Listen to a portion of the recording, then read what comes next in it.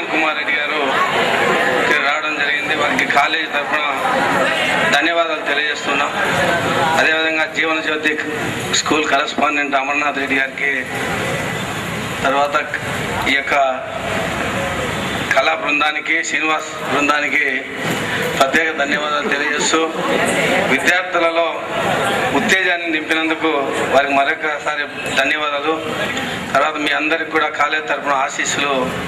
మా సహచర అధ్యాపకులకు, అధ్యాపకేతర సిబ్బందికి అందరికీ కూడా కృతజ్ఞతలు. తర్వాత చాలా సమయాల్లో, సందర్భాల్లో బాధ కలిగేది మన ఆ దుస్థితి మనకు రావడానికి కారణం ఏంటంటే రాష్ట్రం విడిపోవడమే. బాధ కలుగుతుంది. కర్ణాటక, చెన్నై, ఢిల్లీ, అమెరికా ఇటువంటి రాష్ట్రాలకు మనం దేశాలకు ముందు వెళ్ళినప్పుడు మనకు ఇక్కడ రాజధాని అనేటటువంటి ప్రాంతం ఉన్నప్పుడు మన విద్యార్థులకు ఇక్కడ ఉద్యోగాలు దొరుకుతాయని మనం ఆశిస్తూ ఉన్నాం. తర్వాత కొన్ని సందర్భాలలో మన రాజకీయ నాయకుల చేతగానితనంతో డబుల్ గేమ్ ఆడటం వల్ల సోనియా గాంధీ రాష్ట్రాన్ని విడదీయడం జరిగింది. ఇవన్నీ మీ అందరికీ తెలుసు. మీరు ఉద్యమాల్లో చేసే స్థితిలో మనం లేము. అటువంటిదన్నీ వదిలిపెట్టి ఏదో కొంతవరకైనా మనం సాధిస్తాము అంటే ఖచ్చితంగా యువత తోడు కావాలి. విద్యార్థులు తలుచుకుంటే దేనైనా సాధించవచ్చు అనేది ఉస్మానియా యూనివర్సిటీ విద్యార్థులు తెలియజేశారు అందరికి కూడా. ఒక్క చంద్రశేఖర్ రావుతోనే రాష్ట్రం తెలంగాణ రాలేదు. విద్యార్థులు ఉస్మానియా యూనివర్సిటీలో వాళ్ళ ఉద్యమాన్ని చూసి ఉవ్వెత్తున లేచింది. సోనియా గాంధీ కూడా భయపడి రాష్ట్రం విడదీయడము జరిగింది. మనం అటువంటి అఘాయిత్యాలకు కానీ, హింసకు కానీ తావు లేకుండా శాంతియుతంగా గాంధీ మహాత్ముడు ఏ పిలుపు మార్గంలో మనం నడిచామో ఆయన ముందుకు నడిచినప్పుడు ప్రవీణ్ కుమార్ రెడ్డి మనందరం కూడా సహాయ సహకారాలు అందించి మనము 10 మందిలో ఒకరు కలిసి ఖచ్చితంగా కడపలో మనం రాష్ట్ర స్టీల్ ప్లాంట్ను సాధించుకోగలిగితే ఖచ్చితంగా మీ అందరికి కూడా ఉద్యోగాలు వచ్చేదానికి అవకాశం 100% ఉంటుంది. మనము ఏదో ఆయన చేస్తున్నాడు కదా మనకెందుకు అనే ఆలోచనలు ఉంటే కన్నా ఒకంతా ఏది సాధించలేరు. ఆయన ఎన్నుకున్న మార్గం 100% కరెక్ట్. విద్యార్థులు తలుచుకుంటేనే దేనైనా మనం సాధించవచ్చు. మీరు ఆ శక్తి మీలో ఉంది. విద్యార్థులు ఒక్కసారి ఆలోచించాలి. మన ఒక్క కాలేజీ కాదు, ఇంజనీరింగ్ కాలేజీలు డిగ్రీలు అయిపోయిన తర్వాత అదే బెంగళూరు వాళ్ళు రాని మన రాయలసీమ ప్రాంతంలో నివసించే ప్రతి ఒక్కరి కళ్ళల్లో ఎక్కడ కూడా ఆనందం లేదు. తల్లిదండ్రులు కానీ, విద్యార్థులు కానీ ఎక్కడ కూడా నిరాశ, నిస్పృహ వీటితోనే జీవిస్తున్నాం మనం. మనకంటూ ఒకటి ఆశ కానీ లేదా తల్లిదండ్రుల్లో ఈరోజు మా పిల్లలను పలాంటి చదివిస్తే పలానా ఉద్యోగం వస్తుంది, వాళ్ళ భవిష్యత్తు బాగుంటుంది, వారు చదువుకున్న తర్వాత మా జీవితాలు బాగు చేస్తారు అనేది ఎక్కడా కనిపించలేకుండా పోయింది. మా దగ్గరికే వస్తున్నారు చాలా మంది పేరెంట్స్. సార్, మేము మా రక్తం చెమటోడ్చి, మా రక్తం దారబోసి ఈరోజు మా పిల్లలను చదివిస్తున్నాం మీ దగ్గర లక్షలు ఖర్చు పెట్టేసి. దీని తర్వాత మా పిల్లలకు ఏ కోర్స్ తీసుకుంటే, ఏ కోర్స్ చేస్తే మా పిల్లలకు ఉద్యోగాలు వస్తాయంటే చెప్పలేని స్థితిలో విద్యా సంస్థలు నడుపుతున్నట్టు మేమందరం కూడా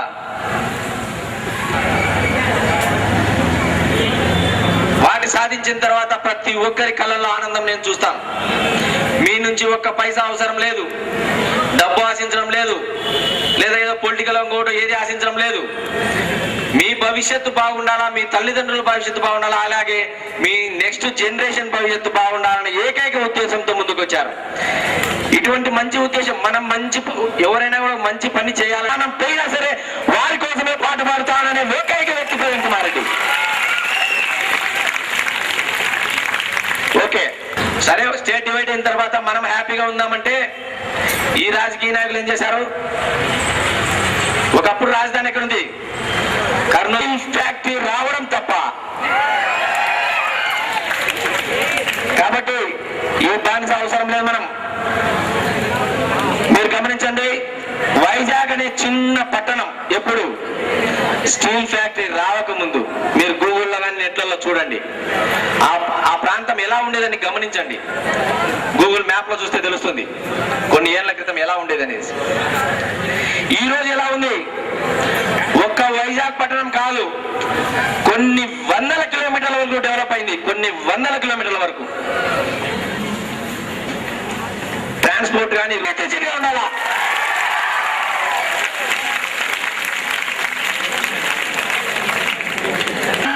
బుల్లెట్ టికెట్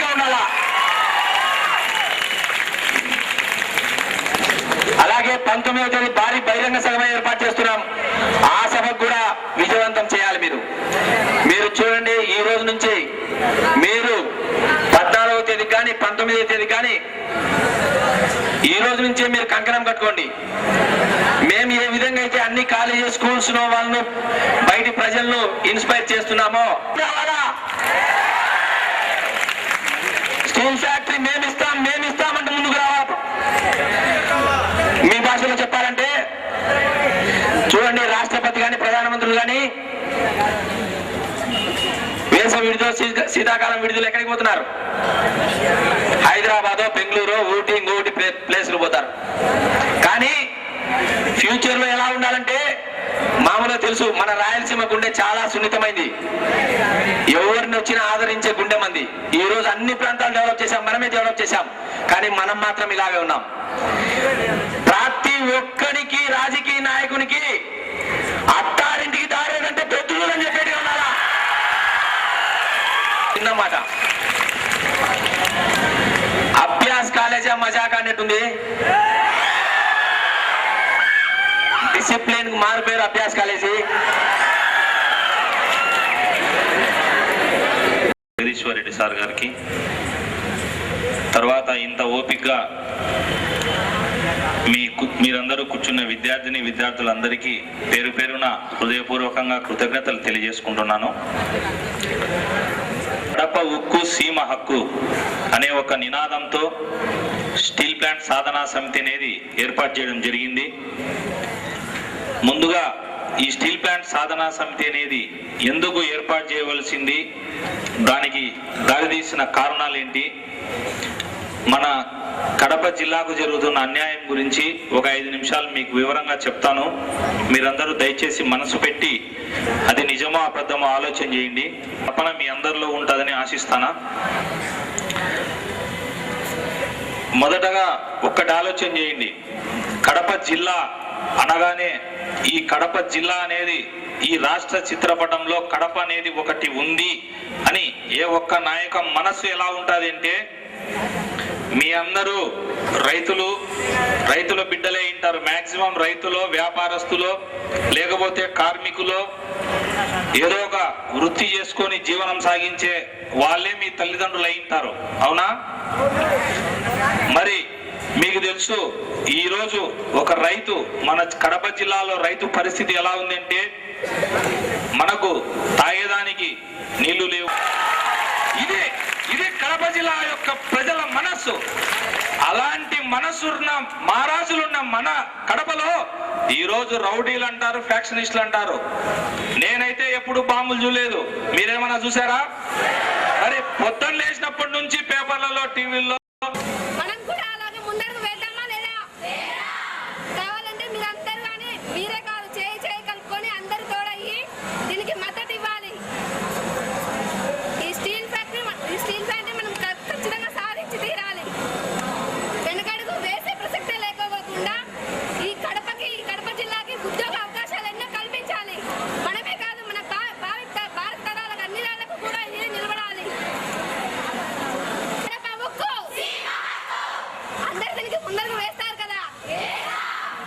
మన కడప జిల్లా ఇంతగా ఉందంటే, ఇంత అద్భుతంగా తయారైందంటే, మనకి కడప జిల్లాలో ఏ ఒక ఫ్యాక్టరీ కానీ ఏ ఒక పరిశ్రమ కానీ లేదు.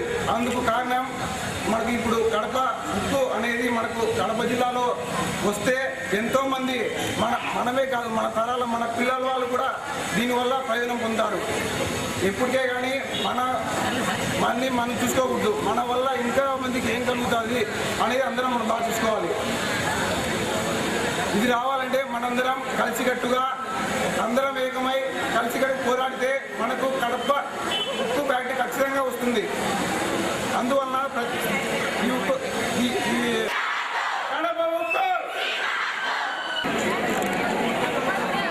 కడప ఉక్కు సీమ హక్కు అనే ఒక నినాదంతో ఈరోజు అభ్యాస్ జూనియర్ కాలేజీలో ఈ పిల్లలను చూస్తుంటే, వీళ్ళ ఆవేశం చూస్తుంటే ఖచ్చితంగా 6 నెలల్లో స్టీల్ ఫ్యాక్టరీ ప్రభుత్వాల మెడలు వంచి తెస్తారనే నమ్మకం, ధైర్యం మా అందరికీ కలిగింది. ఈరోజు ఈ వేదికగా నేను ఒక్కటే చెప్పదలుచుకున్నా, మరి ఇంతమంది విద్యార్థులు కడుపు రగిలి వాళ్ళ ఆకలి కేకలు ఈ ప్రభుత్వానికి ఎందుకు వినపడడం లేదు? మరి ఎక్కడెక్కడో కోస్తాలో ఇన్ని వేల కోట్లతో పరిశ్రమలు పలానా సింగపూర్ నుంచి తెచ్చి మన అమరావతి రాజధాని కడతామని చెప్పే పెద్దలు ఏ ఒక్క పెద్ద కూడా మేము ఫలానా సింగపూర్ నుంచి కాదు, మా సింగపూర్ కంటే ఈ అభ్యాస్ కాలేజీలో కానీ ఈ ప్రొద్దుటూరులో చదివిన బిడ్డలు వాళ్ళందరికంటే తెలివైన వాళ్ళు. మరి అలాంటి వాళ్ళను పక్కన పెట్టి ఎక్కడో సింగపూర్ నుంచి కాదు, మీరు స్టీల్ ఫ్యాక్టరీ అనౌన్స్ చేయండి. మీరు అనౌన్స్ చేసే రోజు కూడా దగ్గరలో ఉంది. ఆ రోజు ఈ అభ్యాస్ జూనియర్ కాలేజ్ కానీ ఈ ప్రొద్దుటూరులో ఉండే ఏ ఒక్క కాలేజీ విద్యార్థులు చదివినారో వాళ్ళందరికీ అక్కడ ఉద్యోగాలు వస్తాయి. వాళ్ళే ఈ స్టీల్ ఫ్యాక్టరీ నిర్మించుకుంటారు. సింగపూర్లో ఉండే ఇంజనీర్ల కంటే ప్రొద్దుటూరులో చదివిన ఇంజనీరు వాళ్ళకంటే 10 రెట్లు తెలుగున్నవాడు. మరి ప్రభుత్వానికి నేను ఒక్కటే చెప్పదలుచుకున్నా, ప్రభుత్వం కానీ ప్రతిపక్షం కానీ ఒక్కటే ఆలోచన చేయండి. విద్యార్థులు ఈరోజు కడుపు మంటతో రగిలిపోతున్నారు. ఆ విద్యార్థుల కడుపు మంటలు రగిల్చవలసిన బాధ్యత